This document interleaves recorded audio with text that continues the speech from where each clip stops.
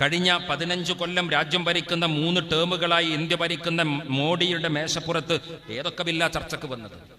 ഈ രാജ്യത്തിലെ തൊഴിലാളികളുടെ അവകാശം നിഷേധിക്കപ്പെടുന്ന ബില്ലുകളാണോ ചർച്ചയ്ക്ക് വന്നത്? അല്ലല്ലോ. NRC വന്നില്ലേ, CAA വന്നില്ലേ, NPR വന്നില്ലേ? NRCയും CAAയും പൗരത്വത്തിന്റെ ഈ നൂലാമാലകൾ ആരെയാണ് പിടികൂടിയത്? ഇന്ത്യയിൽ അങ്ങാടികളിൽ ചുമട്ട് തൊഴിൽ അനുഭവിക്കുന്ന മനുഷ്യരെ പൗരത്വ പട്ടികയിൽ നിന്ന് വെട്ടിമാറ്റാനുള്ള ആലോചനയാണോ ഈ രാജ്യത്തിലെ BJP ഭരണകൂടം മുന്നോട്ട് വെച്ചത്? സാമ്പത്തികമായി ദാരിദ്ര്യം അനുഭവിക്കുന്ന മനുഷ്യരെ ഇന്ത്യയുടെ വോട്ടർ പട്ടികയുടെ പുറത്തിടാം എന്നാണോ തീരുമാനിച്ചത്? എങ്കിൽ ആ പട്ടികയിൽ നിന്ന് അസീം പ്രേംജി രക്ഷപ്പെടുമല്ലോ, എങ്കിൽ ആ പട്ടികയിൽ നിന്ന് ഷാറുഖ് ഖാൻ രക്ഷപ്പെടുമല്ലോ, എങ്കിൽ ആ പട്ടികയിൽ നിന്ന് അമീർ ഖാൻ രക്ഷപ്പെടുമല്ലോ, എങ്കിൽ ആ പട്ടികയിൽ നിന്ന് ഈ രാജ്യത്തിലെ ഗുജറാത്തിലെ മുസ്ലിം കച്ച് പ്രമാണിമാർ, വ്യാപാര പ്രമാണിമാർ രക്ഷപ്പെടുമല്ലോ. അവരൊന്നും രക്ഷപ്പെടുന്നില്ലല്ലോ. അപ്പോൾ BJP മുന്നോട്ട് വെച്ചിരിക്കുന്ന ആശയം, അവർ വെച്ചിരിക്കുന്ന വിവേചനത്തിന്റെ രാഷ്ട്രീയം എന്ന് പറയുന്നത് മതവർഗീയതയിൽ അധിഷ്ഠിതമാണ്. മതവർഗീയതയിൽ അധിഷ്ഠിതമാണ്. CITUക്കാരൻ ചുമടേറ്റൻ മേപ്പയൂർ അങ്ങാടിയിലേക്ക് വരുമ്പോ നിങ്ങളുടെ തലയിലെ കെട്ട് വെക്കാൻ പറ്റൂല എന്നല്ല BJP സർക്കുലർ പറയുന്നത്. മേപ്പയൂരിലെ കോളേജിലേക്ക് വരുന്ന പെൺകുട്ടിയുടെ തലയിലെ ഹിജാബിന്റെ കെട്ട് പറ്റൂല എന്ന BJP പറയുന്നത്. വർഗരാഷ്ട്രീയമല്ല പ്രശ്നം, വർഗീയതയുടെ രാഷ്ട്രീയമാണ്. ഇന്ത്യയിലെ CPM ഉണ്ടാക്കിയെടുത്ത 3003 AKG സെന്ററുകൾ, ചെഗുവേര കേന്ദ്രങ്ങൾ പിടിക്കുമെന്നല്ല BJP പറയുന്നത്. ഇന്ത്യയിലെ 3003 മസ്ജിദുകളുടെ മിഹ്റാബുകൾ അടിച്ചു നിരപ്പാക്കുമെന്നാ പറയുന്നത്. വർഗരാഷ്ട്രീയമാണോ, വർഗീയ രാഷ്ട്രീയമാണോ പ്രശ്നം? കഴിഞ്ഞ 15 കൊല്ലത്തിനിടയിൽ തൊഴിലാളികളെ നാടുകടത്തുന്ന, തൊഴിലാളികളെ ബുദ്ധിമുട്ടിക്കുന്ന ബില്ലുകൾക്കപ്പുറം ഇന്ത്യ രാജ്യത്തിലെ ഏറ്റവും അവസാനമായി വഖഫാണ് ചർച്ചയിൽ വരുന്നത്. വഖഫിന്റെ ബില്ലിന്റെ പൊട്ടൻഷ്യൽ എന്താണ്? ഇന്ത്യൻ റെയിൽവേ കഴിഞ്ഞു കഴിഞ്ഞാൽ രാജ്യത്തിലെ ഏറ്റവും പൊട്ടൻഷ്യൽ ലാൻഡ് ബാങ്ക് എന്ന് പറയുന്നത് ഇന്ത്യയിലെ വഖഫ് ബോർഡാണ്. ആ വഖഫ് ഈ രാജ്യത്തിലെ വിശ്വാസികളുടെ ദൈവദാനമാണ്. വിശ്വാസത്തെ മുൻനിർത്തിയുള്ള മനുഷ്യന്റെ ക്ഷേമ പ്രവർത്തനങ്ങളുടെ ദാനമാണ് വഖഫ് എന്ന് പറയുന്നത്. ഞാൻ അതിന്റെ സാങ്കേതികത്വം വിശദീകരിക്കുന്നില്ല. എല്ലാ പള്ളികളിലും പോയി തപ്പുകയാണ്. ഉത്തർപ്രദേശിലെ ഷാഹി മസ്ജിദിലെ സംഭലിൽ ഞങ്ങൾ പോയി നിൽക്കുമ്പോൾ ഹാഫിൽ ഫഹീം സാഹിബ് ഞങ്ങളോട് പറഞ്ഞത് ഞാൻ ഈ സന്ദർഭത്തിൽ ഓർക്കുന്നു. ഞങ്ങൾ ഡൽഹിയിൽ നിന്ന് സംഭലിലേക്ക് പോകുമ്പോൾ ആരെയും കടത്തിവിടുന്നില്ല, അങ്ങോട്ട് ആരെയും കടത്തിവിടുന്നില്ല. രാഹുൽ ഗാന്ധിയെ പോലും തടഞ്ഞ മണ്ണാണ്. പ്രിയങ്ക ഗാന്ധിക്ക് പ്രവേശനം നിഷേധിക്കപ്പെട്ട മണ്ണാണ്. ആ മണ്ണിൽ ഞങ്ങൾ പോയി നിൽക്കുകയാണ്. ഇന്ത്യയുടെ പ്രശ്നത്തെ തടുക്കാൻ CPM കാണുന്ന ഈ ഉപായം കൊണ്ട് ഒട്ടടക്കെന്ന് ഞങ്ങളെ നാട്ടിൽ നാടൻ ഭാഷയിൽ പറയും. അങ്ങനൊക്കെ പറ്റുമോ? RSSനെ തടുക്കാൻ ഇന്ത്യയിലെ ഏറ്റവും വലിയ കമ്മ്യൂണിസ്റ്റ് CPM പരീക്ഷണങ്ങളുടെ വിജയകരമായ ലബോറട്ടറി പ്രവർത്തിക്കുന്ന കണ്ണൂരിലെ പാർട്ടി ഗ്രാമത്തിലെ ലബോറട്ടറിയിൽ പരീക്ഷിച്ച് മേശപ്പുറത്ത് വെച്ചൊരാശയം CPM ശോഭായാത്രയാണ്. RSS നടത്തുന്ന ഹിന്ദുത്വ ശോഭായാത്രയെ പ്രതിരോധിക്കാൻ CPMന്റെ ശോഭായാത്ര, ഇടതുപക്ഷ ശോഭായാത്ര, അങ്ങനെ പ്രതിരോധിക്കാൻ പറ്റുന്നതാണോ? അത്ര ലളിതമായി പ്രതിരോധിക്കാൻ പറ്റുന്നതാണോ ഇത്? അതിനേക്കാൾ അപ്പുറം ഈ വേരുകൾ ആഴ്ന്നു കിടക്കുന്നു എന്ന് തിരിച്ചറിയാനുള്ള രാഷ്ട്രീയമായ പക്വതയും വിവേകവും വിചാരവും നിങ്ങൾക്കില്ലാതെ പോയ സങ്കടത്തിൽ നിങ്ങൾ കൊടുക്കേണ്ടുന്ന വില നിങ്ങൾ അനുഭവിക്കാൻ പോവുക. ഞങ്ങളൊക്കെ പ്രാർത്ഥിക്കുന്ന ഒരു പ്രാർത്ഥന, അല്ലാഹുവേ, പടച്ച റബ്ബേ, പിണറായി വിജയന്റെ ഈ അവസാനത്തെ ഗവൺമെന്റ് ഇന്ത്യയിലെ അവസാനത്തെ കമ്മ്യൂണിസ്റ്റ് ഗവൺമെന്റ് ആകരുതേ എന്നാണ് ഞങ്ങൾ പ്രാർത്ഥിക്കുന്നത്. നിങ്ങൾ വേണം ഈ നാട്ടില്. നിങ്ങളെ നാശം കൊതിക്കുന്നവരല്ല ഞങ്ങൾ. പക്ഷേ ചില പ്രതിസന്ധി ഘട്ടത്തിൽ ഉത്തരം കിട്ടൂല. ഉഹുദ് യുദ്ധത്തിലും അള്ളാഹുവിന്റെ പ്രവാചകൻ ദുആ ചെയ്തിട്ടുണ്ട്, പക്ഷെ യുദ്ധം തോറ്റു. അതുകൊണ്ട് പാണക്കാട് തങ്ങളും മുസ്ലിം ലീഗിന്റെ മുഴുവൻ ആളുകളും പള്ളിയിലിരുന്ന് പ്രാർത്ഥിച്ചാലും BJPയുമായി നടക്കുന്ന യുദ്ധത്തിൽ CPM കമ്മ്യൂണിസ്റ്റ് പാർട്ടി തോൽക്കാൻ പോവുകയാണ്. BJPയുടെ ഒറിജിനൽ വർഗീയതയുടെ ഡ്യൂപ്ലിക്കേറ്റ് മാർക്കറ്റിൽ കച്ചവടം ചെയ്യാൻ പോകുന്ന പിണറായിസ്റ്റ് സംഘത്തോട് ഞങ്ങൾ പറയാണ്, വർഗീയതയുടെ ഒറിജിനല് മോഹൻ ഭഗവത് സൗജന്യമായി വിതരണം ചെയ്യുമ്പോൾ അതിന്റെ ഡ്യൂപ്ലിക്കറ്റ് വിൽക്കുന്ന നിങ്ങൾ പോളിറ്റ് ബ്യൂറോ യോഗം കൂടി ചരിത്രപരമായ മണ്ടത്തരം എന്ന് പറഞ്ഞ് പ്രമേയം പാസാക്കാനുള്ള ആൾബലം പോലും ഇല്ലാതെ നിങ്ങൾ ഈ രാജ്യത്തിന്റെ അരികുകളിലേക്ക് വലിച്ചെറിയപ്പെടും. അതാണ് ഈ രാജ്യത്ത് കണ്ടുകൊണ്ടിരിക്കുന്നത്. ഉത്തരേന്ത്യയിലെ സംസ്ഥാനങ്ങളിൽ സഞ്ചരിക്കുന്നവരാ ഞങ്ങളൊക്കെ. ഇന്ത്യയിലെ വിവിധ സംസ്ഥാനങ്ങളിൽ നിരന്തരമായി ഞങ്ങൾ യാത്ര ചെയ്തുകൊണ്ടിരിക്കുന്നുണ്ട്. ഞങ്ങൾ ലൊക്കേറ്റ് ചെയ്യാറുണ്ട് അവിടെ ആ പ്രശ്നങ്ങളിൽ. ലീഗ് പാർട്ടി എന്ന് പറഞ്ഞാൽ മലപ്പുറത്തും മലബാറിലും മേപ്പയൂരിലും കേരളത്തിന്റെ കംഫർട്ട് സോണിലുമാണോ? ഞങ്ങളുടെ അഖിലേന്ത്യാ ഘടകം ഉണ്ടാക്കുന്നത് ഏതുകാലത്താ? ഇന്ത്യയുടെ സുഹൃതം പോലെ, ഇന്ത്യയുടെ അഭിമാനം പോലെ. സാമ്പത്തിക ശാസ്ത്രം എന്ന് പറയുന്നതിനെ മനുഷ്യക്ഷേമത്തിന്റെ പരിസരത്ത് പ്രതിഷ്ഠിച്ച ഡോക്ടർ മൻമോഹൻ സിംഗ് ഈ രാജ്യത്ത് ഓർമ്മയായി പോയി. പ്രതിപാദനനായ ഡോക്ടർ മൻമോഹൻ സിംഗ് ഏവിയെ ഓർക്കുന്ന സദസ്സാണ്. പുണ്യം ചെയ്തവർ മുഴുവൻ ഈ വഴിയിൽ വന്ന് നിൽക്കട്ടെ. പ്രിയപ്പെട്ട MT കാലം ചെയ്ത സന്ദർഭമാണിത്. മലയാളത്തിന്റെ സാഹിത്യത്തെ മനുഷ്യ കേന്ദ്രീകൃതമായ ചിന്തകളെയും വിചാരങ്ങളെയും കൊണ്ട് കൂടല്ലൂരിന്റെ നാട്ടുവഴികളിലൂടെ സഞ്ചരിച്ച് ജ്ഞാനപീഠത്തോളം മലയാള ഭാഷ ഉയർത്തിയ പ്രിയപ്പെട്ട MT, ആ MT അദ്ദേഹത്തിന്റെ സർഗസപര്യ നടത്തുന്ന കാലത്ത് ചന്ദ്രിക പത്രം അദ്ദേഹത്തിന്റെ എഴുത്തു കളരിയായിരുന്നു. ചന്ദ്രികയില്ലായിരുന്നുവെങ്കിൽ MT എഴുത്തുകാരനാകുമായിരുന്നില്ല എന്നത് നമ്മുടെ ക്ലെയിമല്ല. പക്ഷേ MT എന്ന പ്രതിഭയുടെ എഴുത്തുകാരനെ ഉണർത്തിയപ്പോ, അദ്ദേഹത്തിന്റെ കഥാപ്രപഞ്ചത്തിൽ അദ്ദേഹം മയിൽപീലി വർണ്ണങ്ങൾ വിരിയിച്ചപ്പോ, പ്രിയപ്പെട്ട MTയുടെ കഥാ ആശയത്തിന്റെ അക്ഷരങ്ങൾ പുരളാൻ ഇന്ത്യൻ യൂണിയൻ മുസ്ലിം ലീഗിന്റെ ജിഹോയായി പ്രവർത്തിക്കുന്ന ചന്ദ്രിക പത്രത്തിന്റെ താളുകൾ നിമിത്തമായി എന്നുള്ളത് ആധുനിക കേരളത്തിന്റെ നവോത്ഥാന പൈതൃകത്തിന്റെ കൂടെ ഞങ്ങളും സഞ്ചരിച്ചിട്ടുണ്ട് എന്നാണ് വർഗീയ രാഘവ. നിങ്ങൾ കാണണം. നിങ്ങളിങ്ങനെ പാണക്കാട് തങ്ങൾക്കെതിരെ ഒരു ഊത്തൂത്തിയാൽ പാറിപ്പോകുന്ന അപ്പൂപ്പൻ താടിയാണ് ഇന്ത്യൻ യൂണിയൻ മുസ്ലിം ലീഗ് എന്ന് നിങ്ങൾ കരുതുന്നുവെങ്കിൽ ഈ കാലം, MTയുടെ കാലം നിങ്ങൾക്ക് മറുപടി പറയും. MTയുടെ കാലം. MT വാസുദേവൻ എന്നതിന്റെ കൂടെ നായർ എന്ന വാലുമുണ്ട് അദ്ദേഹത്തിന്. ചന്ദ്രികയുടെ പത്രത്തിലേക്ക് കാക്കാമാരുടെ കഥകൾ മതി എന്ന് ഞങ്ങൾ തീരുമാനിച്ചിരുന്നു. അങ്ങനെ ഇല്ലല്ലോ. ഞങ്ങൾ ഈ മതേതര പ്രതിബദ്ധതയുടെ തലത്തിലാണ് ഞങ്ങൾ പ്രവർത്തിച്ചത്. മനുഷ്യരുടെ വിഷയങ്ങളെക്കുറിച്ച് സംസാരിച്ച MT, ഞാൻ അദ്ദേഹത്തെ ഓർത്തുപോയതാണ് സാന്ദർഭികമായി. ചന്ദ്രിക അതിന് നിമിത്തമായിട്ടുണ്ടെങ്കിൽ ആ നിമിത്തത്തിൽ ഞങ്ങൾ അഭിമാനിക്കുന്നു എന്ന് ഈ കൂട്ടത്തിൽ പറഞ്ഞു പോയതാണ്. പ്രിയപ്പെട്ട ഡോക്ടർ മൻമോഹൻ സിംഗ് ഇന്ത്യയുടെ പ്രധാനമന്ത്രിയായി ഈ രാജ്യത്തിന്റെ ക്ഷേമ പ്രവർത്തനങ്ങളുടെ മുന്നിൽ, സാമ്പത്തിക ക്ഷേമ പ്രവർത്തനങ്ങളുടെ മുന്നിൽ അദ്ദേഹം നിന്നു. മൻമോഹൻ സിംഗ് ഏറ്റവും അവസാനമായി പാസാക്കിയ ആലോചിച്ച ആശയം സ്ട്രീറ്റ് വെൻഡേഴ്സ് ബില്ലായിരുന്നു. Street vendors bill. എന്താ സ്ട്രീറ്റ് വെൻഡേഴ്സ് ബില്ല്? ഇന്ന് ലോകത്തിലെ പട്ടിണി സൂചികയിൽ ഇന്ത്യ മുന്നിൽ നിൽക്കുകയാണ്. ലോകത്ത് ഏറ്റവും കൂടുതൽ മൂന്നാം ലോക ആഫ്രിക്കൻ ഉപഭൂഖണ്ഡത്തിലെ ഇരുണ്ട ഭൂഖണ്ഡങ്ങളെ പോലും, ഇരുണ്ട ഭൂപ്രദേശങ്ങളുടെ പട്ടിണിയുടെ സൂചികയുടെ പിന്നിലാണ് ഇന്ത്യ നിൽക്കുന്നത് എന്ന് നിങ്ങൾ മനസ്സിലാക്കണം. നരേന്ദ്രമോദി ഈ രാജ്യത്തിലെ മുസ്ലിങ്ങളുടെ ശത്രുവാണ് എന്നാരാ പറഞ്ഞത്? മുസ്ലിങ്ങളുടെ മാത്രം ശത്രുവല്ല. നരേന്ദ്രമോദി ഇന്ത്യയിലെ മുഴുവൻ മനുഷ്യരുടെയും, ഇന്ത്യക്കാരുടെ ശത്രുവാണ്. ഈ രാജ്യത്തിലെ ഹിന്ദുക്കളുടെ ശത്രുവാണ്. ഈ രാജ്യത്തിലെ മുഴുവൻ മനുഷ്യരുടെയും ശത്രുവാണ് എന്നതാണ് ഞങ്ങളുടെ രാഷ്ട്രീയ കാഴ്ചപ്പാട്. മൻമോഹൻ സിംഗ് പാസാക്കിയ ബില്ല് സ്ട്രീറ്റ് വെൻഡേഴ്സ് ബില്ല. എന്താ സ്ട്രീറ്റ് വെൻഡേഴ്സ് ബില്ല്? ഈ നാട്ടിൽ തെരുവ് കച്ചവടം നടത്തുന്ന മേപ്പയൂരിലെ മനോഹരമായ വ്യാപാര സ്ഥാപനങ്ങളുണ്ട്. ഇവിടെ സുന്ദരമായി ഇന്റീരിയർ ചെയ്ത മനോഹരമായ സ്ഥാപനങ്ങൾ.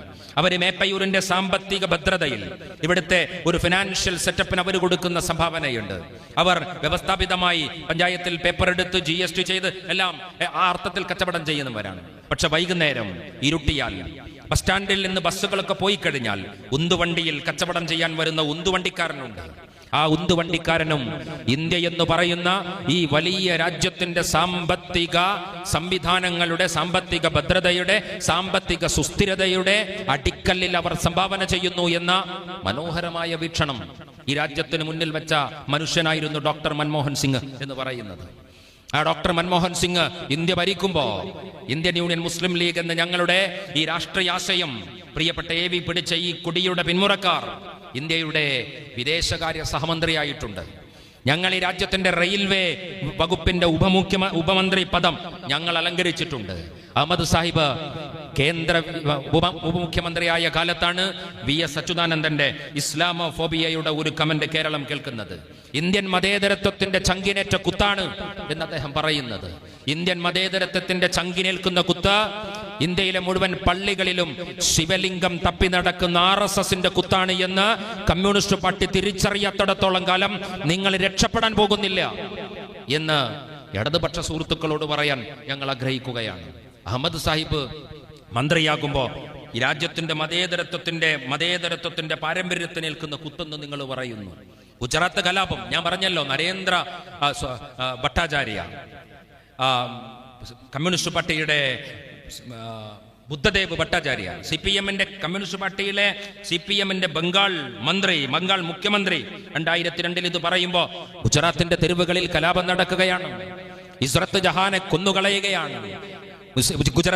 ഗുജറാത്തിന്റെ കലാപഭൂമിയിൽ ഗർഭിണിയായ പെൺകുട്ടിയുടെ നിറവയർ കുത്തിക്കേറി RSS BJP നേതൃത്വം കൊടുക്കുന്ന കലാപങ്ങളുടെ മുന്നിൽ നിൽക്കുന്ന മനുഷ്യൻ നരേന്ദ്ര ദാമോദർ മോഡി എന്ന് പറയുന്ന ശപിക്കപ്പെട്ട മനുഷ്യനാണ്. ഇന്ത്യ മാത്രമല്ല, നമ്മൾ മാത്രമല്ല, ലോകത്തിലെ മുഴുവൻ രാജ്യങ്ങളും നരേന്ദ്രമോദിയെ ബാൻ ചെയ്തു. അമേരിക്ക പറഞ്ഞു വരേണ്ട. സ്വന്തം രാജ്യത്തിലെ ജനങ്ങളെ കൊന്നുകളയാനുള്ള തിരക്കഥക്ക് നേതൃത്വം കൊടുക്കുന്ന നരേന്ദ്രമോദിക്ക് ലോകരാജ്യങ്ങൾ വിസ നിഷേധിച്ചപ്പോ അദ്ദേഹത്തെ കാരാഗ്രഹത്തിൽ അടക്കാനുള്ള നിയമത്തിന്റെ ശക്തമായ കണ്ണികൾ പൊട്ടിച്ച് പഴുതുകൾ ഒരുക്കുന്ന തിരക്കിലായിരുന്നു ഒരു പോലീസുകാരൻ. ലോകനാഥ് ബെഹ്റ എന്നാണ് ആ ശപിക്കപ്പെട്ട പോലീസുകാരന്റെ പേര്. നരേന്ദ്രമോദിക്ക് രക്ഷപ്പെടാൻ പോലീസിന്റെ ചാർജ് ഷീറ്റുകളിലെ പഴുതുകൾ ഒരുക്കി കൊടുത്ത് ഇന്ത്യയുടെ പ്രധാനമന്ത്രി പദത്തിലേക്ക് ഗുജറാത്തിൽ നിന്ന് കടന്നു പോകാൻ അവസരമൊരുക്കി കൊടുത്ത ലോകനാഥ് ബെഹ്റ.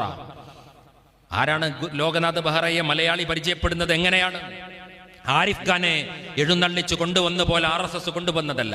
പിണറായി വിജയൻ തന്റെ പോലീസ് ഉപദേഷ്ടാവിന്റെ കസേരയിൽ, തന്റെ DGPയുടെ കസേരയിൽ ഇന്ത്യ രാജ്യത്തിലെ IPS എടുത്ത ആയിരക്കണക്കിന് മിടുക്കന്മാർ, മതേതര ക്രെഡൻഷ്യലുള്ള തന്റെ ജോലിയോട് നീതി പുലർത്തുന്ന പോലീസ് ഉദ്യോഗസ്ഥന്മാർ ഉണ്ടായിരിക്കെ നരേന്ദ്രമോദി എന്ന് പറയുന്ന മനുഷ്യന് രക്ഷപ്പെടാൻ പഴുതുകൾ ഒരുക്കി കൊടുത്ത ലോകനാഥ് ബെഹ്റയെ ഇടത്ത് വെച്ചു. വലത്താറയാണ് വെച്ചത്.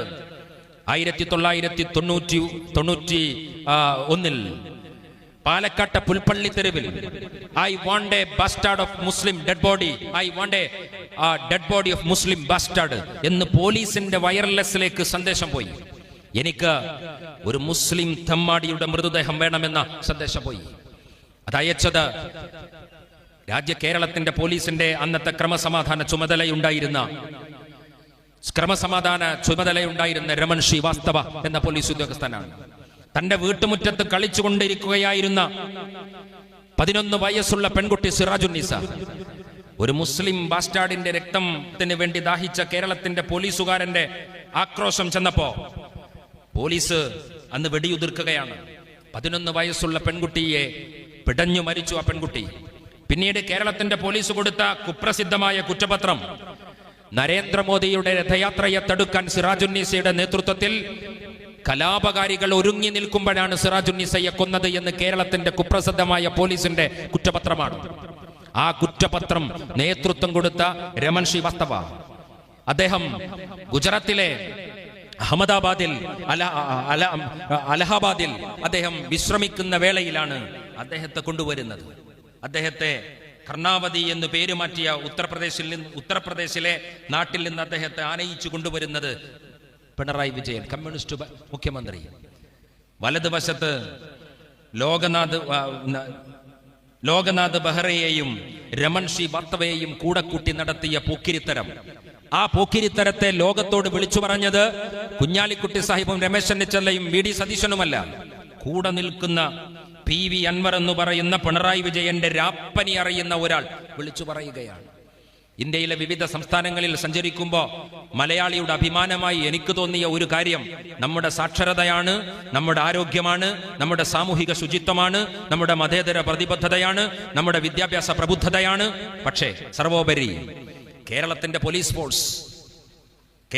പോലീസ് ഫോഴ്സ് ഇതൊക്കെ പറയുമ്പോഴും കേരളത്തിന്റെ ബഹുഭൂരിപക്ഷം വരുന്ന കേരളത്തിന്റെ പോലീസ് ഉദ്യോഗസ്ഥന്മാർ ആ കേരളത്തിന്റെ പോലീസ് ഉദ്യോഗസ്ഥന്മാരുടെ സെക്യുലർ ക്രെഡൻഷ്യലിനെ നമുക്ക് തള്ളി പറയാൻ പറ്റില്ല. ഉത്തർപ്രദേശിലെ മുസ്തഫാബാദിൽ കലാപം നടക്കുന്ന സമയത്ത് RSSകാർ കുറുവടിയുമായി ഇറങ്ങുമ്പോ കാക്കി ട്രൗസർ ഇട്ട RSSകാരന്റെ കയ്യിൽ കുറുവടിയില്ലാത്ത RSSകാരന്റെ കയ്യിൽ തന്റെ കുറുവടി കൊടുക്കുന്നത് ഡൽഹിയിലെ പോലീസാണ്. ഉത്തർപ്രദേശിലെ യോഗി ആദിത്യനാഥിന്റെ പോലീസ് ശാഖയിൽ RSS കേഡറെ പോലെ പ്രവർത്തിക്കുകയാണ്. ഇന്ത്യയിലെ BJP ഭരിക്കുന്ന സംസ്ഥാനങ്ങളിൽ, മഹാരാഷ്ട്രയിൽ, ഇന്ത്യയിലെ പല സംസ്ഥാനങ്ങളിലും നമ്മൾ ഇത് കേട്ടിട്ടുണ്ട്. അങ്ങനെ പ്രവർത്തിക്കുമ്പോ കേരളത്തിന്റെ പോലീസ് സംവിധാനം കുറ്റമറ്റതാണ്.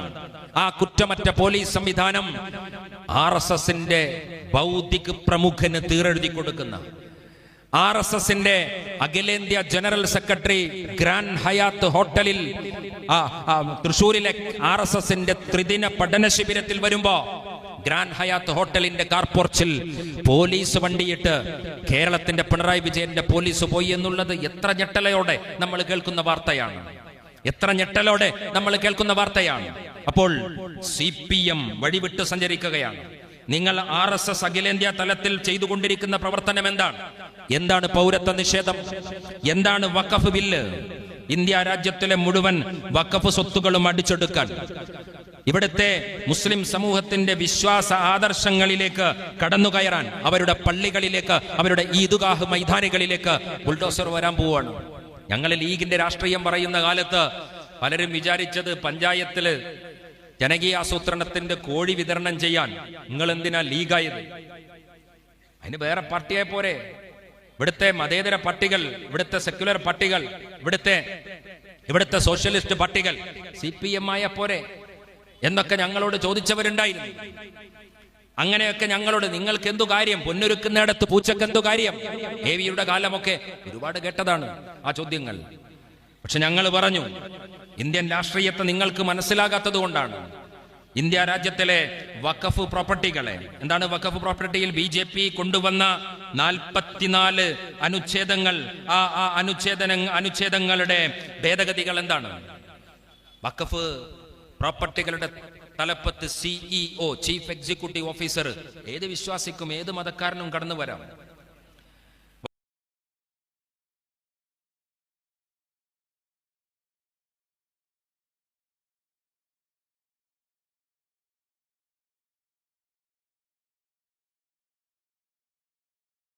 ഇൻസ്പെക്ടർക്ക് ക്രിമിനൽ കേസിന്റെ പെറ്റീഷൻ ഇടാൻ, FIR ഇടാൻ പഴുതു വന്നിരിക്കുന്നു മുത്തലാഖ്. ഒരു പെൺകുട്ടി പറയാണ്, എന്നെ 3 തലാഖ് ചൊല്ലി ഒഴിവാക്കി എന്ന് പറഞ്ഞു കഴിഞ്ഞാൽ പള്ളി കമ്മിറ്റി പ്രസിഡന്റും അമ്മോശാങ്കിയും കുട്ടിന്റെ വാപ്പിയും ചെക്കന്റെ വാപ്പി ഇരുന്ന് ആലോചിച്ച്, അമ്മോനും കാരണവരും ഇരുന്ന് ആലോചിച്ച് തീരുമാനിക്കേണ്ട പ്രശ്നമാണ്. അങ്ങനെ ഉണ്ടായെങ്കിൽ അങ്ങനെ ചെയ്യുന്നതിന്റെ ഒരു പ്രശ്നം എന്താണ്?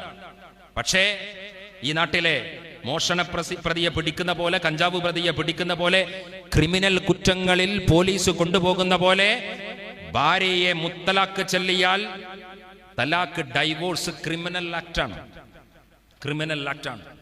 കുടുംബം എന്ന സംവിധാനം തന്നെ വേണമെന്ന് നിങ്ങൾക്കത് മനസ്സിലാവില്ല. ദേശാഭിമാനിയുടെ ഏറ്റവും പുതിയ ലക്കത്തിന്റെ കവർ സ്റ്റോറി CPMന്റെ സുഹൃത്തുക്കൾ വായിച്ചോന്ന് എനിക്കറിയില്ല.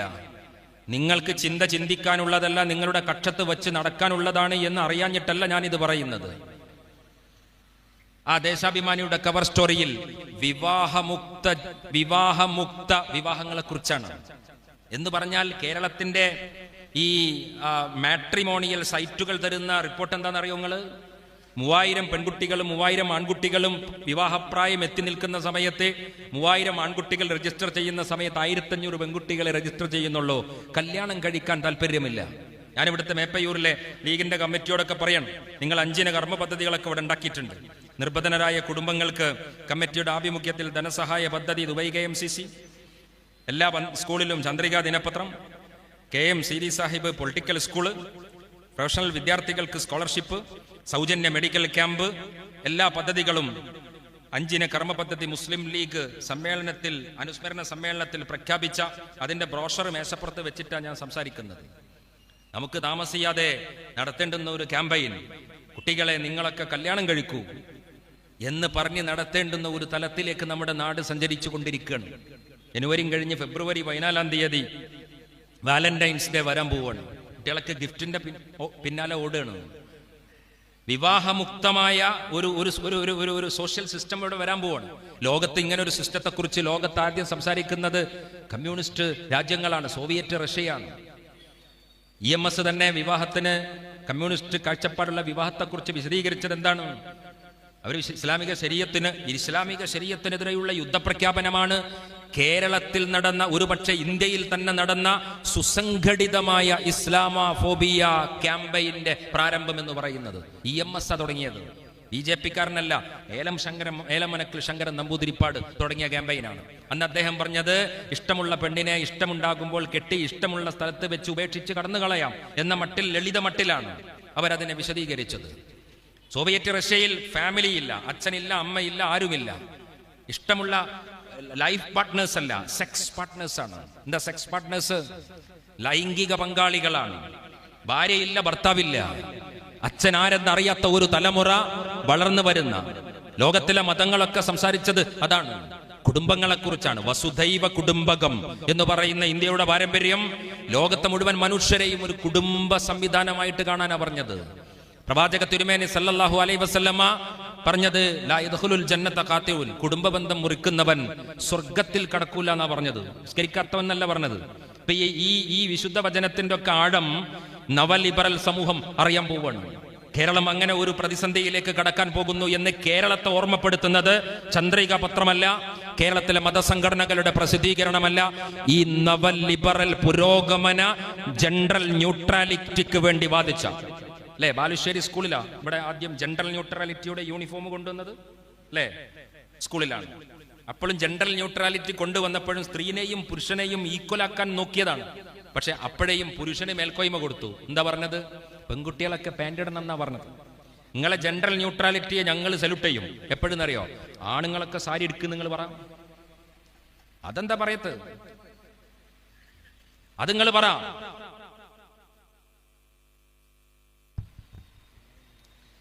അങ്ങനെ നിങ്ങൾ പറയും. പിണറായി വിജയൻ സാരി എടുത്ത് വരുന്നത് നമ്മൾ കാണട്ടെ, അങ്ങനെ നിങ്ങൾ പറയോ? അങ്ങനെ പറയുന്ന ഒരു സന്ദർഭം വന്നാൽ അതൊരു ജനറൽ ന്യൂട്രാലിറ്റിയാണ്.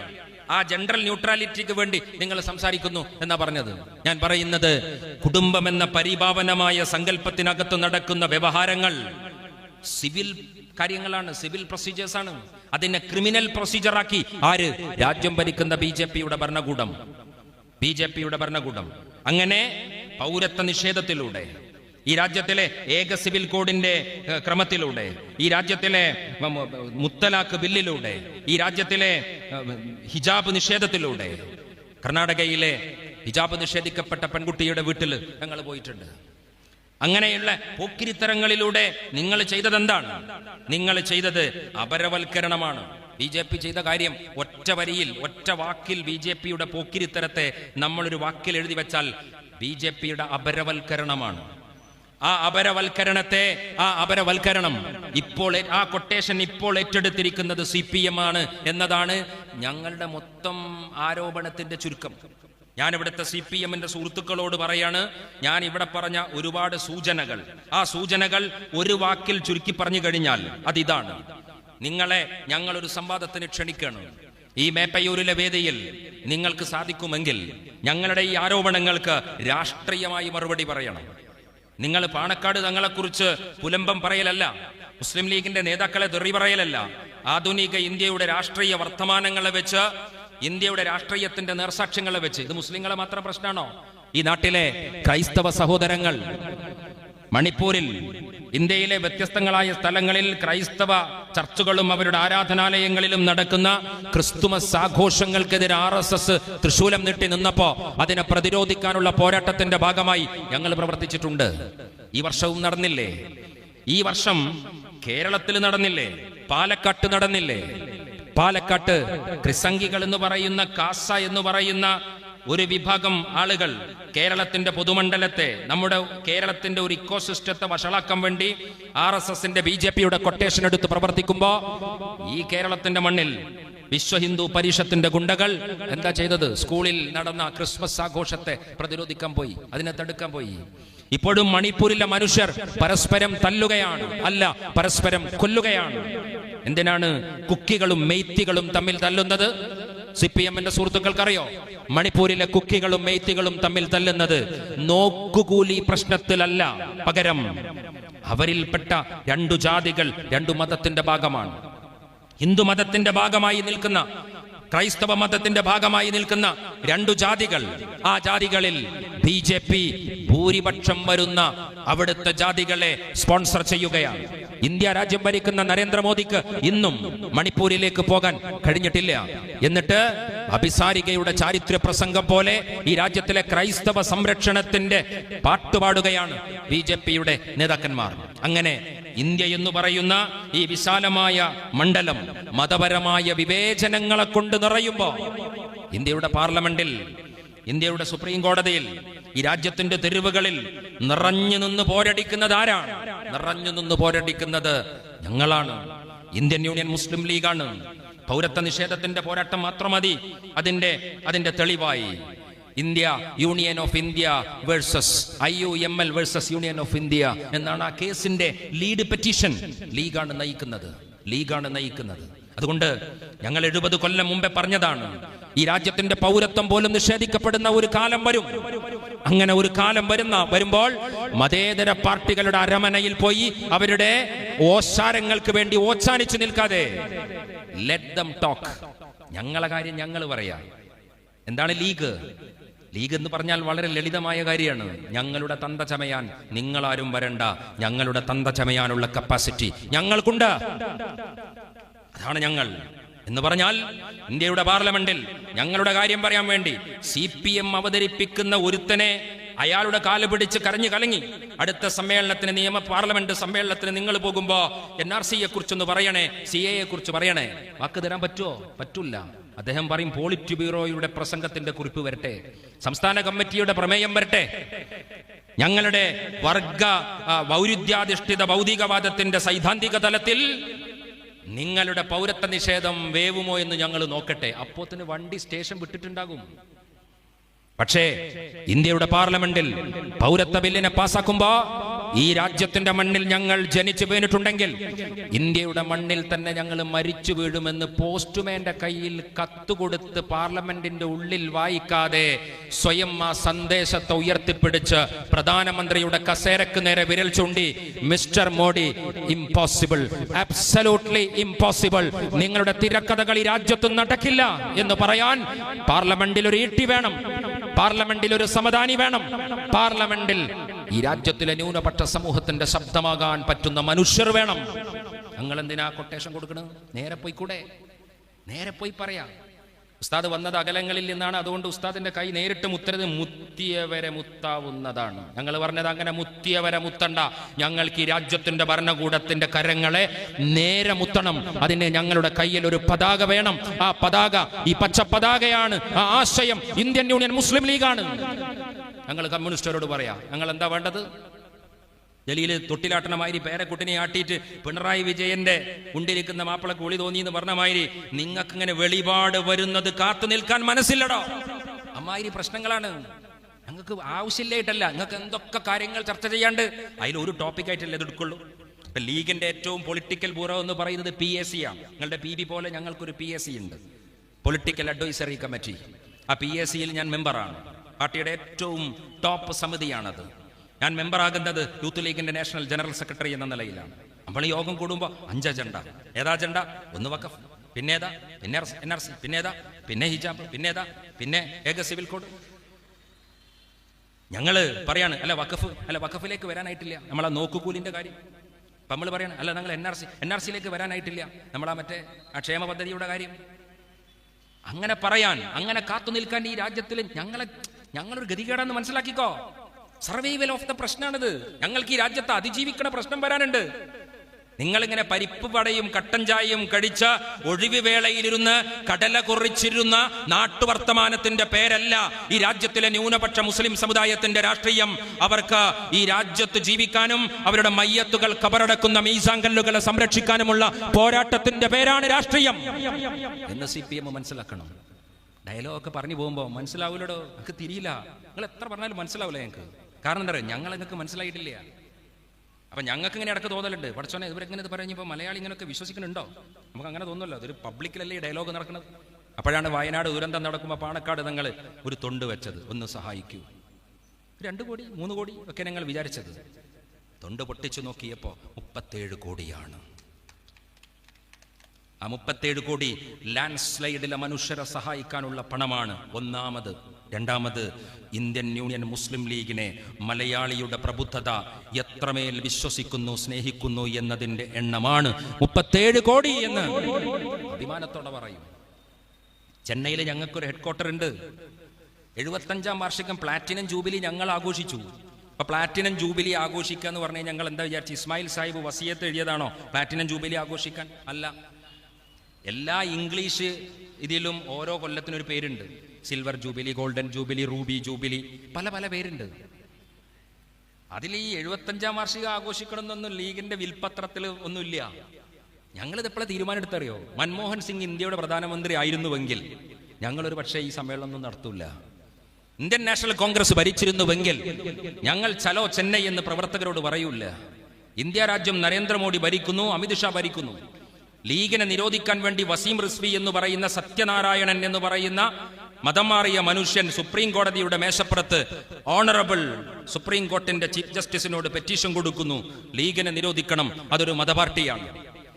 ലീഗിനെ നിരോധിക്കണമെന്ന് പറഞ്ഞ് കൊട്ടേഷൻ കൊടുത്ത്, എവിടെ കൊടുത്ത്? ലോക്കൽ പോലീസ് സ്റ്റേഷനിലല്ല, വില്ലേജ് ഓഫീസർ അധികാരിന്റെ അടുത്തല്ല, chief justice of India, supreme കോടതിയുടെ പരമോന്നത നീതിപീഠത്തിന്റെ മുഖ്യ ന്യായാധിപന്റെ മേശപ്പുറത്ത് IUML കൈൻഡ്ലി ബാൻ IUML എന്ന പെറ്റീഷൻ വെക്കുകയാണ്. കിട്ടാവുന്ന മുഴുവൻ റിസോഴ്സുകളും ശേഖരിച്ചുകൊണ്ട് ആ പെറ്റീഷൻ വെക്കുമ്പോ ഞങ്ങൾ യോഗം കൂടി. വേണമെങ്കിൽ ഞങ്ങൾക്ക് എടുക്കാൻ പറ്റുന്നൊരു തീരുമാനം എന്താ? നരേന്ദ്രമോദിയുള്ള ഇന്ത്യയിൽ, അമിത്ഷായുള്ള ഇന്ത്യയിൽ നമുക്കൊരു കാര്യം ചെയ്യാം, ഇതൊന്ന് ലൈറ്റാക്കി പറയാം, ഒന്ന് സോഫ്റ്റ് ആക്കി പറയാം, വരാണ്ട് പോയിട്ട് നമുക്ക് ഉഷാറാക്കാം. ചെന്നൈക്ക് യോഗത്തിനൊന്നും പോണ്ട, ചെന്നൈയിലാണ് നമ്മളെ നാഷണൽ ഹെഡ്ക്വാർട്ടർ, അങ്ങോട്ടൊന്നും പോണ്ട. ഖാദർ മൊയ്തീൻ സാഹിബിനെ ഇങ്ങോട്ട് വിളിക്കാം, നമുക്ക് മലപ്പുറത്തും കോഴിക്കോട്ടും യോഗം ചേരാം. അതൊരു ഓപ്ഷനാണ്. ലീഗ് എടുത്ത ഓപ്ഷൻ ഏതാണെന്നറിയോ നിങ്ങൾ? സത്യനാരായണൻ എന്ന് പറയുന്ന വസീം റിസ്വിയെ കൊട്ടേഷനാക്കി RSS കൊടുത്ത നിരോധനത്തിന്റെ വാൾമുന ലീഗിന്റെ പച്ചക്കൊടിയുടെ നെഞ്ചൂക്കിന് നേരെ ഉയർന്ന സന്ദർഭം ലീഗ് എടുത്ത തീരുമാനം, RSSന്റെ ഈ കത്തിമുനക്ക് വേണ്ടി ഞങ്ങൾ വഴങ്ങുന്നില്ല. ഞങ്ങൾ ചെന്നൈയിലല്ല ഞങ്ങൾ വരിക, ഞങ്ങൾ ചലോ ദില്ലി. RSSകാര നരേന്ദ്രമോദിയുടെ 56 ഇഞ്ച് അഹങ്കാരത്തിന്റെ താഴെ ദറിയാഗഞ്ചിന്റെ മണ്ണിൽ ഇന്ത്യൻ യൂണിയൻ മുസ്ലിം ലീഗിന്റെ ദേശീയ ആസ്ഥാന മന്ദിരം പണിയുമെന്നാണ് ഞങ്ങൾ പറഞ്ഞത്. ഞങ്ങൾ അങ്ങോട്ട് പോകാനാണ് തീരുമാനിച്ചത്. അതുകൊണ്ട് ഞങ്ങൾ ഈ രാഷ്ട്രീയത്തെ, ഈ കാഴ്ചപ്പാടിനെ, ഈ വിശ്വാസത്തെ ഊക്കൊട പറയും. അത് പറയുന്ന കാലത്ത് ഞങ്ങൾ എന്താ ചെയ്തത്? ലീഗിന് സാങ്കേതികമായി ഒരു യോഗം കൂടാൻ വേണ്ടി ഡൽഹിയിൽ ആഫീസല്ല, മഹാനായ പാണക്കാട് സയ്യിദ് ഹൈദരലി ശിഹാബ് തങ്ങൾ ഞങ്ങളുടെ യൂത്ത് ലീഗിന്റെ അഖിലേന്ത്യാ കമ്മിറ്റി ഉണ്ടാക്കാൻ പറയുന്നത് മോഡിയുടെ കാലത്താ. 2017 ഏപ്രിൽ 27 മോഡിയുള്ള കാലത്ത് വീട്ടിലിരിക്കാനല്ല പറഞ്ഞത്, നിങ്ങൾ ഈ രാജ്യത്തുടനീളം മുസ്ലിം യൂത്ത് ലീഗിന്റെ യൂണിറ്റുകൾ ഉണ്ടാക്കണം എന്നാ പറഞ്ഞത്. ബംഗളൂരുവിൽ വെച്ച് ഞങ്ങൾ ആ തീരുമാനമെടുത്ത് ഇൻഷാ അല്ലാഹ് അഭിമാനത്തോടെ, മാഷാ അല്ലാഹ് അഭിമാനത്തോടെ ഞങ്ങൾ പറയും, ഇന്ത്യയിലെ 18 സംസ്ഥാനങ്ങളിൽ മുസ്ലിം യൂത്ത് ലീഗിന്റെ സംസ്ഥാന ഘടകങ്ങൾ BJP രാജ്യം ഭരിക്കുന്ന സന്ദർഭത്തിൽ ഞങ്ങൾ രൂപപ്പെടുത്തിയിട്ടുണ്ട്. തൊട്ടടുത്ത മാസം പാലക്കാട് വെച്ച് ഞങ്ങൾ തീരുമാനിച്ചു, യൂത്ത് ലീഗ് മാത്രമല്ല, കാലിക്കറ്റ് യൂണിവേഴ്സിറ്റിയിലും കൊച്ചിൻ യൂണിവേഴ്സിറ്റിയിലും കാസർകോട്ടെ യൂണിവേഴ്സിറ്റിയിലും മേപ്പയൂരിലെ കോളേജിലും പോരാ, MSF ജാമിയ മില്ലിയയിലും ഹൈദരാബാദ് സെൻട്രൽ യൂണിവേഴ്സിറ്റിയിലും ജവഹർലാൽ നെഹ്റു യൂണിവേഴ്സിറ്റിയിലും MSFന്റെ യൂണിറ്റ് ഉണ്ടാക്കണം. ഇന്ത്യ മുഴുവൻ MSF ഉണ്ടാക്കണം, ഇന്ത്യ മുഴുവൻ ലോയേഴ്സ് ലീഗ് ഉണ്ടാക്കണം. ഈ രാജ്യത്ത് മുഴുവൻ ഈ ആശയത്തെ പ്രചരിപ്പിക്കുന്ന വലിയ സന്നാഹങ്ങളിലേക്ക് ഞങ്ങൾ പ്രവേശിക്കുകയും IUML എന്ന് പറയുന്ന ഈ അസൈൻമെന്റിനെ ഇന്ത്യയുടെ മണ്ണിൽ പരത്താനുള്ള പോരാട്ടത്തിലാണ് ഞങ്ങൾ പ്രവർത്തിക്കുന്നത് എന്ന് നിങ്ങൾ മനസ്സിലാക്കണം. അതുകൊണ്ട് ഏവി നടന്നു തീർത്ത ഈ വഴി, ഏവി കടന്നുപോയ ഈ വഴി, എത്ര മനുഷ്യർ. ഡൽഹിയിലെ അസറു എന്ന് പറയുന്ന ഒരു ചെറുപ്പക്കാരുണ്ട്, നിങ്ങളൊക്കെ കേട്ടിട്ടുണ്ടാകും. MSFന്റെ നമ്മുടെ സെൻട്രൽ യൂണിവേഴ്സിറ്റിയിൽ ഒരു ഭാരവാഹി. ആ കുട്ടി MSFന്റെ പ്രവർത്തന പദ്ധതിയിൽ മുന്നോട്ട് പോയ സമയത്ത് രക്തസാക്ഷിത്വം പോലെ കടന്നുപോയ നമ്മുടെ കുട്ടിയാണ്. എത്ര പേർ ഈ വഴിയിൽ സഞ്ചരിച്ചു. പ്രിയപ്പെട്ട ഏവിയെ ഓർത്തെടുക്കുന്ന ഈ സന്ദർഭം അഭിമാനത്തോടെ, അന്തസ്സോടെ ഞങ്ങൾ പറയാണ്. മാന്യമായ രാഷ്ട്രീയ സംവാദങ്ങൾ നിങ്ങൾ ഒരുക്കമാണെങ്കിൽ ആ സംവാദങ്ങൾക്ക് ഞങ്ങൾ മറുപടി പറയാം. അതിനപ്പുറത്തേക്ക് വർഗീയ രാഘവന്റെ വർത്തമാനങ്ങൾ, പിണറായി വിജയനും കുമ്മനം രാജശേഖരനും ആരാണെന്ന് മനസ്സിലാകാത്ത വിധം, ശശികല ടീച്ചറും ശ്രീമതി ടീച്ചറെയും പരസ്പരം തിരിച്ചറിയാൻ പറ്റാത്ത വിധം, MT രമേശനെയും കെ സുരേന്ദ്രനെയും വിജയരാഘവനെയും മോഹൻ ഭഗവതിനെയും പി മോഹനനെയും പരസ്പരം തിരിച്ചറിയാത്ത വിധം കേരളത്തിന്റെ രാഷ്ട്രീയ അന്തരീക്ഷം സംഘർഷഭരിതമാക്കുമ്പോ, അപരവൽക്കരണത്തിന്റെ അജണ്ട നിങ്ങൾ മുന്നിൽ വെക്കുമ്പോ, അതിന്റെ ആശയബലത്തിൽ കടന്നു പോകാൻ തൽക്കാലം നിങ്ങൾക്ക് കഴിയുമെങ്കിലും അതിന്റെ ലോങ് ടേം ബെനിഫിറ്റ് ഈ രാജ്യത്തിലെ ആർക്കുള്ളതാണ്? ഈ രാജ്യത്തിലെ BJP-ക്കാരനുള്ളതാണ് എന്ന് നിങ്ങൾ മനസ്സിലാക്കണം. അതുകൊണ്ട് മുസ്ലിം ലീഗ് ഇവിടെ പഞ്ചായത്ത് ലീഗിന്റെ സമ്മേളനം നടക്കുമ്പോൾ 5 കർമ്മ പദ്ധതി ഇതാ ഇവിടെ മുന്നിൽ വെക്കുകയാണ്. ഇവിടുത്തെ പഞ്ചായത്ത് കമ്മിറ്റിയുടെ തന്നെ ധനസഹായ പദ്ധതി ഉണ്ട്. മതം നോക്കിയിട്ടല്ല ഞങ്ങൾ കൊടുക്കുന്നത്. കേരളത്തിലെ ഇവിടുത്തെ സ്കൂളുകളിൽ പത്ര പദ്ധതി, ഇവിടുത്തെ മറ്റ് പ്രൊഫഷണൽ വിദ്യാർത്ഥികൾക്കുള്ള സ്കോളർഷിപ്പ്, ഇതൊന്നും ഞങ്ങൾ മതം നോക്കിയിട്ടല്ല ഞങ്ങൾ കൊടുക്കുന്നത്. പ്രിയപ്പെട്ട പാണക്കാട് സയ്യിദ് സാദിഖ് ശിഹാബ് തങ്ങൾ വത്തിക്കാനിൽ പോയി മാർപ്പാപ്പയുടെ കരം ചേർന്ന് പിടിക്കുന്നു. ഇവിടെ മേപ്പയൂരിൽ തിരുവമ്പാടിയിൽ പ്രിയപ്പെട്ട AV ജയിക്കുന്ന കാലം മാപ്പിള സമൂഹം മാത്രം വോട്ട് ചെയ്തിട്ടാണോ? ഈ നാട്ടിലെ ക്രൈസ്തവ സഹോദരങ്ങൾ അവർ ചേർത്ത് പിടിച്ചിട്ടാണ് AV തിരുവമ്പാടിയിൽ നിന്ന് രക്ഷപ്പെട്ടത്. ഞങ്ങൾ ഈ മണ്ഡലങ്ങളിൽ നിന്നൊക്കെ ജയിച്ചത് മഹല്ല് കമ്മിറ്റിയുടെയും മദ്രസ കമ്മിറ്റിയുടെയും പിന്തുണ കൊണ്ട് മാത്രമല്ല, ക്രിസ്ത്യൻ ഇടവകകളുടെ പിന്തുണയുണ്ടായിട്ടുണ്ട്. അത് ഞങ്ങളുടെ പൊളിറ്റിക്കൽ ക്രെഡൻഷ്യലാണ്. ആ ക്രെഡൻഷ്യലിന്റെ പുതിയ കാലത്ത് ആവിഷ്കാരമാണ് വത്തിക്കാനിലെ ക്രൈസ്തവ സഹോദരന്മാരുടെ പരമോന്നത സഭയുടെ അധ്യക്ഷന്റെ കരം ചേർത്ത് പിടിച്ച് തങ്ങൾ പറഞ്ഞത് എന്താണ്? മേപ്പയൂരിൽ നിൽക്കുമ്പോൾ ഞങ്ങൾക്ക് പറയാനുള്ളത് അതാണ്. നിങ്ങൾ ബത്ലഹേമിലെ നക്ഷത്രത്തിന്റെ പുൽക്കൂടിന്റെ വഴിയിലാണ് മാർപ്പാപ്പ, ഞങ്ങൾ ഹിറാ ഗുഹയിലെ പ്രകാശധാവള്യത്തിന്റെ വഴിയിലാണ്. നിങ്ങൾ ജീസസ് ക്രൈസ്റ്റിന്റെ യേശുക്രിസ്തുവിന്റെ സുവിശേഷത്തിന്റെ വഴിയിലാണ്. ഞങ്ങൾ മുഹമ്മദുർ റസൂലുള്ളാഹ് സല്ലല്ലാഹു അലൈഹി വസല്ലമയുടെ പ്രവാചകത്വ വചനങ്ങളുടെ വഴിയിലാണ്. ആ വഴിയിൽ നമ്മൾ സഞ്ചരിക്കുമ്പോൾ മനുഷ്യനെന്നു പറയുന്ന സമസ്യ പ്രശ്നത്തെ നമ്മൾ അഡ്രസ്സ് ചെയ്യേണ്ടതുണ്ട്. ആ പ്രശ്നത്തെ നമുക്ക് അഡ്രസ്സ് ചെയ്യാൻ നമുക്ക് കഴിയണം. മനുഷ്യന്റെ പട്ടിണിയെ, അവന്റെ ദാരിദ്ര്യത്തെ, അവന്റെ പ്രശ്നത്തെ അനുഭവിക്കാൻ നമുക്ക് പറ്റണം. ഹദ്രാസിൽ ഞങ്ങൾ പോയപ്പോ വാൽമീകി സമുദായത്തിൽ ഒരു പെൺകുട്ടിയെ ക്രൂരമായി പിച്ചിച്ചീന്തി കൊന്നപ്പോ ആ വീട്ടിൽ ഞങ്ങൾ ചെന്ന് സംസാരിക്കുമ്പോ യോഗി ആദിത്യനാഥിന്റെ പോലീസ് ഞങ്ങൾ പറയുന്ന വാക്കുകൾ റെക്കോർഡ് ബട്ടണിന്റെ ഓണമർത്തി ഞങ്ങളുടെ വായിൽ നിന്ന് റെക്കോർഡ് ചെയ്യുമ്പോ ഞങ്ങൾ ആ ഭിത്തിയിൽ ഒരു ചിത്രം കണ്ടു. ആ ചിത്രം ശ്രീകൃഷ്ണ ഭഗവാന്റെ ചിത്രമായിരുന്നു. കൃഷ്ണ യഥാ യഥാ ഹി ധർമ്മസ്യ ഗ്ലാനിർഭവതി ഭാരത. കൃഷ്ണ ധർമ്മ സംസ്ഥാപനാർത്ഥായ, ഈ നാട്ടിൽ ധർമ്മം സ്ഥാപിക്കാൻ കൽപ്പിക്കപ്പെട്ടവനാണ് നീ എന്ന വിശുദ്ധ പ്രോക്തമായ വഴികളിലൂടെ കൃഷ്ണൻ സഞ്ചരിക്കുമ്പോ രാജ്യത്തിലെ ഹൈന്ദവ സങ്കല്പം എന്താ? കൃഷ്ണ നാട്ടിലെല്ലാ പള്ളിയിലും പോയിട്ട് മീറാബുമ്മ ശിവലിംഗം തപ്പ് എന്നല്ല പറഞ്ഞത്. ഞാനൊരു പ്രതീകാത്മകമായി പറയണം. അന്ന് ഇസ്ലാമും പള്ളിയും ഇതൊന്നും ഇല്ല, ഞാൻ പറയണം. അങ്ങനെയല്ല പറഞ്ഞത്. അതുകൊണ്ട് രാഷ്ട്രീയ പ്രവർത്തനം എന്താവണം? എന്നെ കേൾക്കുന്ന ഹൈന്ദവ സഹോദരങ്ങൾ, എന്നെ കേൾക്കുന്ന ക്രൈസ്തവ സഹോദരങ്ങൾ, എന്നെ കേൾക്കുന്ന മുസ്ലിം സഹോദരങ്ങൾ, മേപ്പയൂരിന്റെ ഈ ആകാശത്ത് ഞങ്ങൾ അവശേഷിപ്പിച്ചു പോകുന്ന വർത്തമാനം, ആദിയിൽ വചനമുണ്ടായി എന്ന ബൈബിളിന്റെ വചനം, ബൈബിളിന്റെ ക്രൈസ്തവ സഹോദരങ്ങളുടെ ആഘോഷത്തിന്റെ നക്ഷത്ര കണ്ണുകൾ അടക്കാതെ ക്രിസ്തുമസ് ആഘോഷത്തിന്റെ വർണ്ണങ്ങൾ തെരുവുകൾ കത്തി നിൽക്കുന്ന ഈ ഡിസംബറിന്റെ പശ്ചാത്തലത്തിലെ ജനുവരിയുടെ ആദ്യവാരത്തിൽ ഈ സമ്മേളനം നടക്കുമ്പോൾ ആദിയിൽ വചനമുണ്ടായി. വഴക്കുകൾ പരിഹരിക്കാൻ വാക്കുകൾ മതി കല്ലുകൾക്ക് പകരം എന്ന് തിരിച്ചറിഞ്ഞ മനുഷ്യനാണ് പ്രപഞ്ചത്തിൽ ആദ്യത്തെ സാംസ്കാരിക മനുഷ്യൻ എന്നതാകണം നമ്മുടെ സംസ്കാരം. വാക്കുകൾ സൂക്ഷ്മമായി ഉപയോഗിക്കുക. ശിഹാബ് തങ്ങൾ പാണക്കാട് കുടുംബം വാക്കുകളെ പൂക്കളാക്കുന്ന കുടുംബമാണ്. നിങ്ങളോ വാക്കുകളിൽ നിന്ന് വാൾത്തലപ്പുകൾ രൂപപ്പെടുത്തുന്നവരാണ് നിങ്ങൾ. അതുകൊണ്ടാണ് ഈ കുറ്റവാളികളുടെ കൂട്ടക്കൊലകളുടെ കൊലക്കേസ് പ്രതികളുടെ കുടിയിൽക്കൽ ചടങ്ങുകളും അവരുടെ വിവാഹ ചടങ്ങുകളും അവരുടെ ആഘോഷങ്ങളുടെ തോളിൽ കൈയിട്ട് നിങ്ങൾ നടക്കുന്നത്. ഞങ്ങൾക്കത് നടക്കാൻ പറ്റാത്തത് അതുകൊണ്ടാണ്. അതുകൊണ്ട് രാഷ്ട്രീയം ഈ അർത്ഥത്തിൽ മനുഷ്യരുടെ ക്ഷേമപ്രവർത്തനത്തിന്റെ വഴിയാകണം. ആ ക്ഷേമപ്രവർത്തനത്തിന്റെ വഴിയിൽ ഇപ്പോഴീ അനുജന്റെ ചുമലിൽ പിടിക്കൂ.